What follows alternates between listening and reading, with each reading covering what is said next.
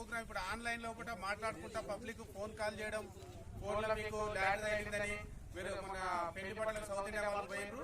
అక్కడ మీకు మన ఏదైనా ఫంక్షన్ లో పెళ్లిళ్ళప్పుడు పండుగల బట్టలు అవి కొట్టుకుంటాం. కొట్టినప్పుడు ఏమైనా బయట ఒకటి మోటార్ సైకిల్ కానీ ఒక కార్ గిఫ్ట్ పెట్టేసి ఒక ల్యాండ్ పెడతారు. మన ఫోన్ నెంబర్ పేరు రాసి అడ్రస్ రాసి మనం ఆ బాక్స్ వేయడం జరుగుతుంది.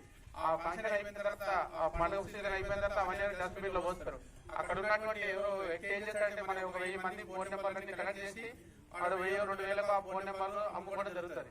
అప్పుడు ఏం చేస్తారంటే ఆ ఫోన్ నెంబర్లు కట్ చేసుకొని ఎవరైతే సైబర్ క్రైమ్ అవేర్నెస్ అంటే మన డబ్బులు ఆన్లైన్ లో ఏదైతే దోపిడీ జరుగుతుందో వాళ్ళు పబ్లిక్ చెప్తారు, మీకు ఇట్లా 10 లక్షల ల్యాండ్ జరిగింది, మొన్న మీరు సౌత్ ఇండియా మాల్కి వచ్చి ఇట్లా బాటలు ఉన్నారు అంటే మన వాళ్ళు ఏంటంటే అవును నాకు ల్యాండ్ తెలియదేమో అనుకోండి వాళ్ళు ట్యాక్స్ అని ఒక ముందు మీరు ఒక 10,000 వేయండి అని తర్వాత 20,000 ఈ రకంగా మన అంతా దోపిడీ చేస్తారు. లాస్ట్ వచ్చే వరకు ఇది సైబర్ క్రైమ్ అవేర్నెస్ అని public మోసపోతారు.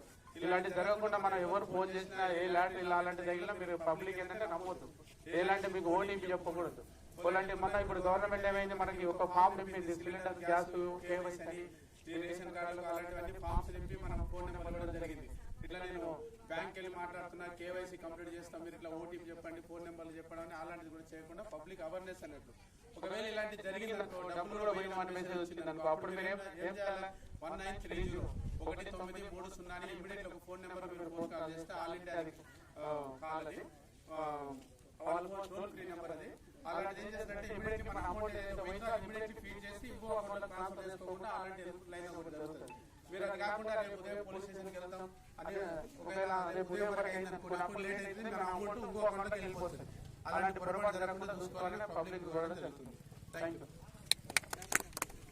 Please subscribe for news channel.